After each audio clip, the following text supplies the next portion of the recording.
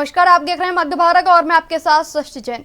मध्य प्रदेश मुख्यमंत्री डॉक्टर मोहन यादव प्रदेश की जनता को अपनी सरकार के पिछले 6 महीनों के कार्यकाल की उपलब्धियों की जानकारी देने के लिए भोपाल में प्रेस कॉन्फ्रेंस की और अपने पिछले 6 महीने में उनके नेतृत्व में बीजेपी सरकार द्वारा जनता के हित के लिए किए गए फैसलों को एक एक करके सामने रखा। प्रेस कॉन्फ्रेंस में बताया कि लाडली बहन योजना के अंतर्गत 1.29 करोड़ रुपए बहनों के खाते में डाले गए, जबकि अब तक लाडली बहन योजना के तहत बहनों के खाते में 9,495 करोड़ रुपए भेजे जा चुके हैं।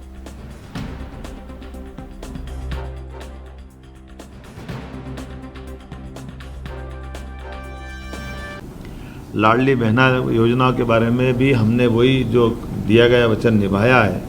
लगातार हमारी 1,29,00,000 बहनों के खाते में अभी तक 9,455 करोड़ रुपए की राशि का अंतरण हमारे द्वारा कर दिया गया। इसी प्रकार से लाडली लक्ष्मी योजना में 6 माह में 73,880 लाडली बहनों के खाते में बालिकाओं के 34 करोड़ की राशि अंतरित की गई।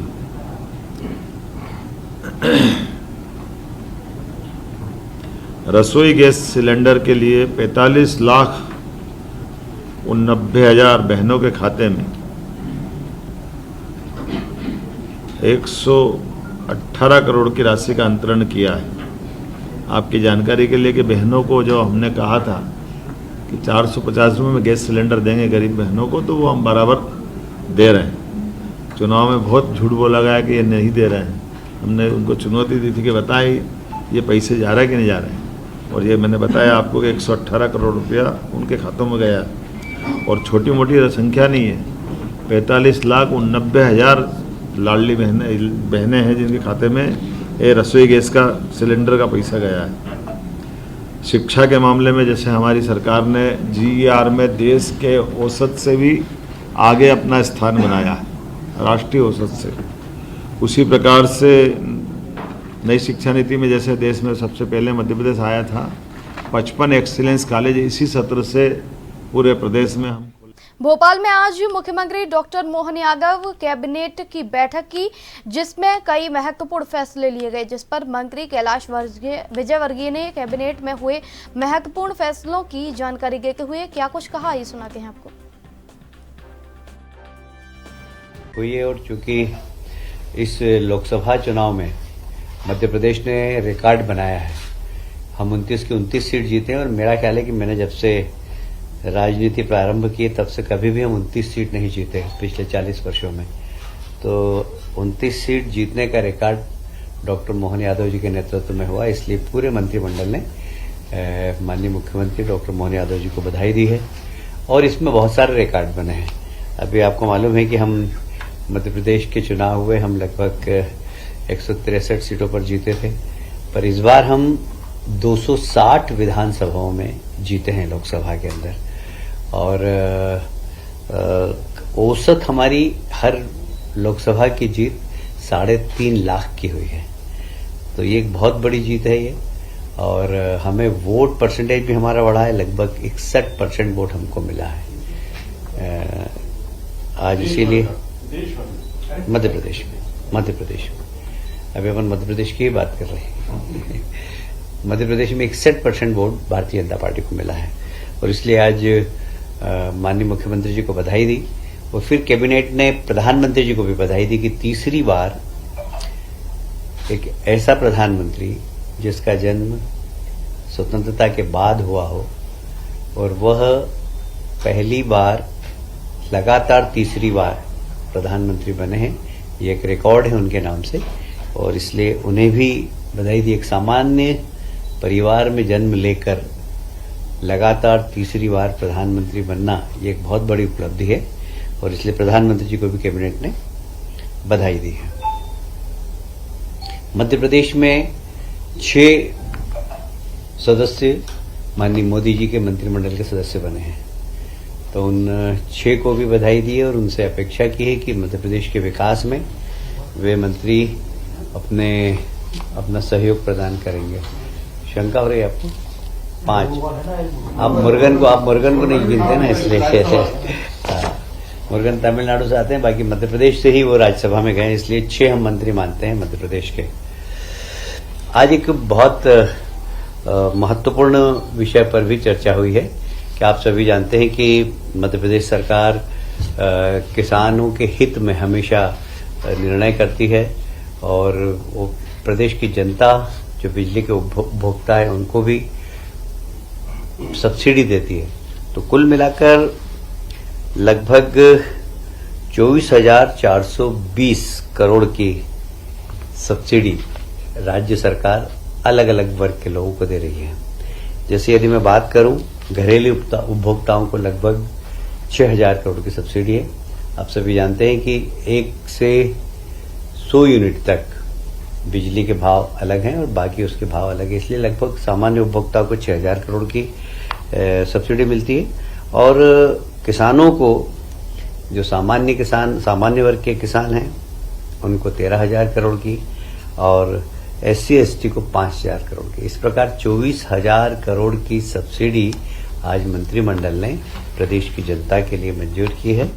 भोपाल के पूर्व मंत्री PC शर्मा भोपाल कलेक्ट्रेट कार्यालय पहुंचे, जहां उन्होंने कलेक्ट्रेट को ज्ञापन सौंपा। होटल काज के सामने बस्ती से अतिक्रमण हटाने की कार्यवाही प्रशासन ने की। भोपाल कलेक्टर कार्यालय के सामने मुस्लिम महिलाएं बैठकर प्रदर्शन कर रही हैं।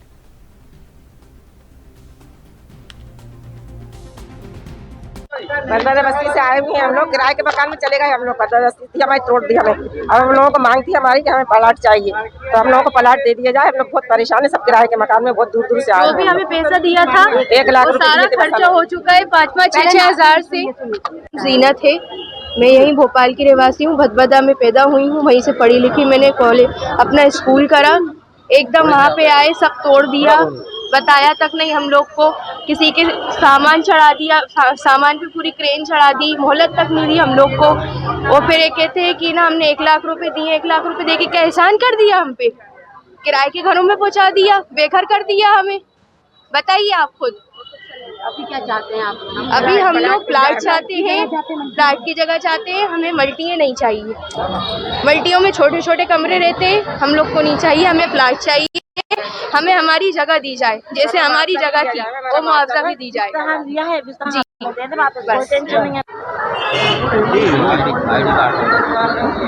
आज आप लोग आए हैं कलेक्ट्रेट, क्या मामला है? कलेक्टेड ऑफिस में जन सुनवाई में आए हैं भदभदा वासी सभी, और इनको आज से 3-4 महीने पहले इनके घरों को तोड़ दिया गया था। इनको बच्चों की परीक्षा का समय चल रहा था और इनके घरों को तहस नहस कर दिया गया था। पुलिस बल के माध्यम से पुलिस फोर्स लगाकर इनके घरों को तोड़ा गया था। महिलाओं के ऊपर अत्याचार किया गया था, लोगों के रोजगार छिन गए, बच्चों की पढ़ाई छूट गई। एनजीटी ने सिर्फ 227 लोगों के बारे में बोला था और इन्होंने क्योंकि लिस्ट दी थी कि वहाँ कितने रहवासी रहते हैं, इन्होंने झूठी लिस्ट दी और कहा कि हमने इन 227 लोगों को विस्थापित कर दिया, जबकि वहाँ से 400 परिवार के घरों को हटा दिया गया है। और कलेक्टर साहब और SDM साहब ने कहा था, खान साहब जब उस समय मौजूद थे तो उन्होंने कहा कि आप इन सब लोगों की लिस्ट दे दीजिए, हम इन सबको प्लॉट देते हैं। और हम लोगों ने, सभी रहवासियों ने वहाँ पर प्लॉट की मांग की और लिस्ट जमा कर दी, लेकिन आज दिनांक तक उन लोगों को कहीं विस्थापित नहीं किया।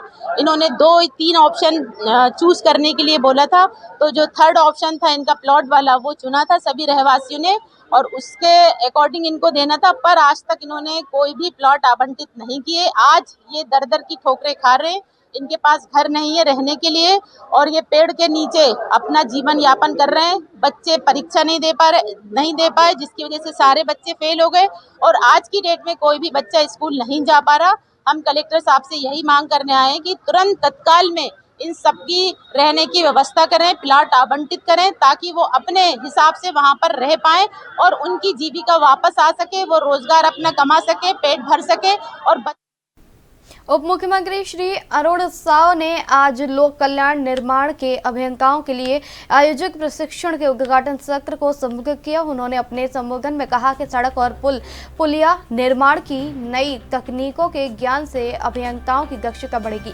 इस प्रशिक्षण के माध्यम से वे पुलिया और लघु एवं मध्यम पुलों की डिजाइन, निर्माण और रखरखाव की नई और आधुनिक तकनीकों से रूबरू होंगे। राज्य में पुलिया और लघु और मध्यम पुलों के गुणवत्ता, निर्माण पूर्ण और रखरखाव सुनिश्चित करने से इससे मदद मिलेगी।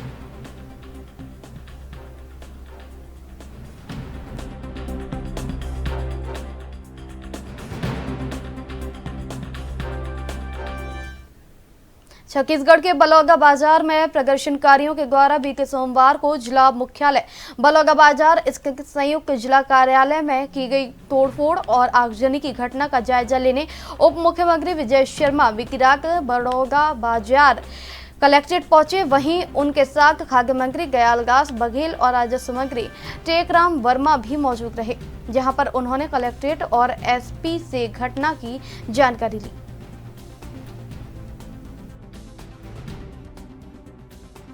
का क्या है, भयंकरतम तोड़फोड़ आगजनी सब किया गया है। जाने कितने गरीबों की बाइकें जला दी गई। अभी कल सुबह से वो क्या करेंगे, जाने कलेक्ट्रेट के रिकॉर्ड रूम में कितने लोगों की ज़मीन के दस्तावेज जला दिए गए। अब वो गरीब कल क्या ढूंढेंगे, क्या कराएंगे, क्या कर कैसे करेंगे, ये सब करने का। और पूरी बिल्डिंग जला दी गई, कितनी सुंदर सी बनी बिल्डिंग। बड़ी मुश्किल से चीज़ें बनती हैं। सरकारी संपत्ति को ऐसे बर्बाद नहीं किया जाता है, और ये सरकारी संपत्ति को बर्बाद करने वाले किसी समाज के नहीं होते, ये असामाजिक होते हैं जिन्होंने ये किया। हमारे प्रदेश में बाबा गुरु घासीदास के आशीर्वाद से उनको समूचा प्रदेश मानता है, कोई एक समाज मानता है सब। सतनामी समाज विशेष रूप से श्वेत ध्वजवाहक हैं, और वो शांति के, सौहार्द के प्रतीक के स्वरूप में श्वेत ध्वज का धारण करते हैं। अब इस विषय पर एक जो घटना विगत माह 15-16 मई की दरमियानी रात को हुई थी कि पूज्य अमर गुफा में तीन जैत खाम को क्षति पहुंचाई गई थी, और उस पर पुलिस के जांच से असंतुष्ट होकर समाज ने मांग की थी कि इस पर न्यायिक जांच होनी चाहिए। सभी तरह की चर्चा के बाद न्यायिक जांच की घोषणा माननीय मुख्यमंत्री जी के निर्देश के आधार पर कर दी गई थी, और न्यायिक जांच की जो घोषणा हुई थी उससे समाज संतुष्ट हुआ। समाज ने के प्रमुख लोगों ने कहा था कि ये पर्याप्त है और इसकी उचित जांच हो जानी चाहिए। और इस बार हम लोग अपना आंदोलन नहीं करेंगे, हम सम्मेलन करके माननीय मुख्यमंत्री को धन्यवाद ज्ञापित करेंगे। वो धन्यवाद ज्ञापन का मसला था, और उसके बीच में जो कुछ हुआ है, चूँकि समाज संतुष्ट था, समाज ने स्पष्ट तौर पर कहा था, समाज की मान्यता थी, इसलिए समाज का कोई विषय नहीं है। समाज तो अपने कार्यक्रम में था, अपने भाव में था। अभी बीच में किसने आकर के ये सब किया, ये असामाजिक लोग कौन हैं, ये मसला है। और इस मसले पर ही मैं सोचता हूँ कि कानून काम कर रहा है, और उचित समय में सब कुछ स्पष्ट होगा। तो प्रशासनिक चूक मानते हैं, क्या मानते हैं कि कहीं न कहीं प्रशासनिक चूक हुई है?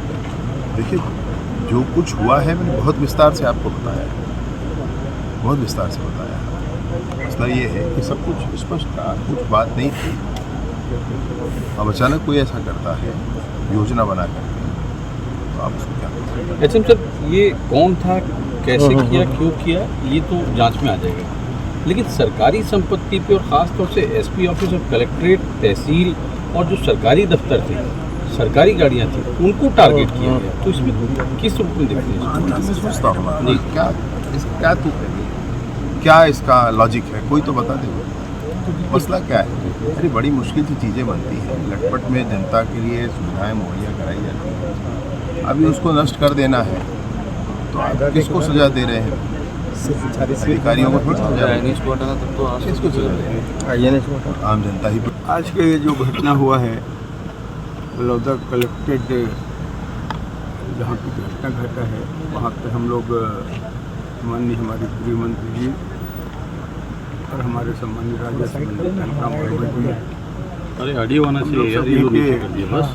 अरे नहीं, वैसा ऑडियो होना चाहिए, नाम में कुछ नहीं रखा, काम में रखा है। बड़े दुखद बस खुश आप कह रहे हैं ना, घटित नहीं होना चाहिए, लेकिन घटना घटा है, बहुत दुखद है। और इसमें असामाजिक तत्व के द्वारा इतना बड़े घटना को अंजाम दिए, हम सब के लिए बहुत बड़े दुख का विषय तो है। और साथ ही साथ यहाँ जितना घटना हुआ है उसका तो बहुत सा वीडियो भी चल रहा है, उसमें देखा जा सकता है कितने लोग और कौन कौन लोग थे, ये भी स्पष्ट है।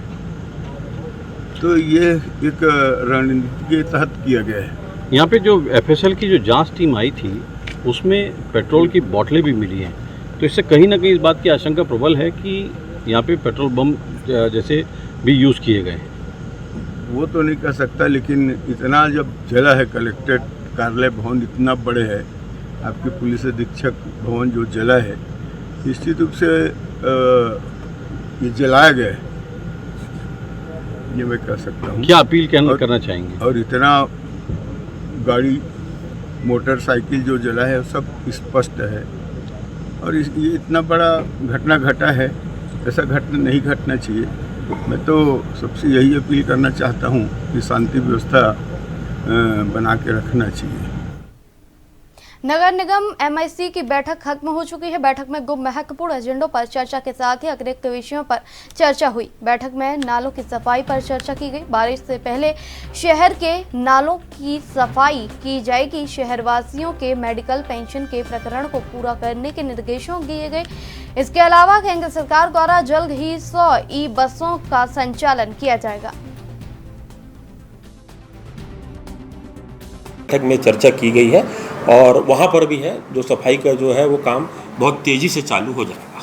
और मुद्दे बाकी मुद्दे कोई सामान्य मुद्दे थे, दवाई लोगों के मेडिकल से संबंधित थे, पेंशन से संबंधित थे, नाम इलेक्ट्रिक बसों के चलन की भी बात सामने आई थी कि इसमें भी आप लोगों ने कोई निर्णय लेने की पिछली बार भी बोले थे। नहीं, ई बसेस देखिए 100 बसेस आ रही हैं।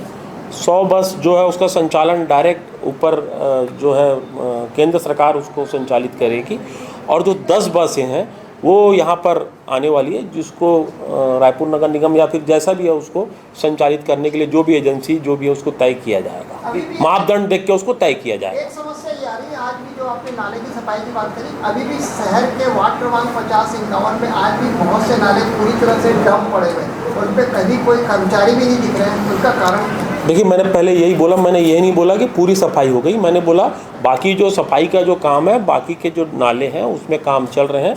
नहीं हुआ है तो हमको बरसात के पहले जितने भी नाले डंप पड़े हैं या जिस तरीके के नालों की सफाई नहीं हुई है उनको साफ किया जाए। इसी से जुड़ा हुआ सवाल है, ठेकेदार जो नाले निर्माण कर रहे हैं वो अधूरे काम करके छोड़ करके भाग जा रहे हैं, खामियाजा अवंती बिहार। नहीं, अगर ऐसा कहीं पर भी कोई बात आती तो शायद हमारे सामने मेरे पास आती, और अगर ऐसा आधा को निर्माण करके भाग रहा है तो उसको ब्लैक लिस्ट किया जाएगा। जब काम लिया है तो काम उसको पूरा करना है, और जब जवाबदारी से टेंडर लेके आपने काम लिया है तो काम आपको पूरा करना है। सिटी बस से 64 का टेंडर मिला था, वो मतलब 30-40 बस के ऊपर ही नहीं बढ़ पाता, 40-45 ऑटो ही। अब वो 100 बसेस आ जाएगी इलेक्ट्रिक बसेस, तो मुझे लगता है कि जितनी भी बसेस हैं वो लगभग सब प्रॉब्लम ख़त्म हो जाएंगे।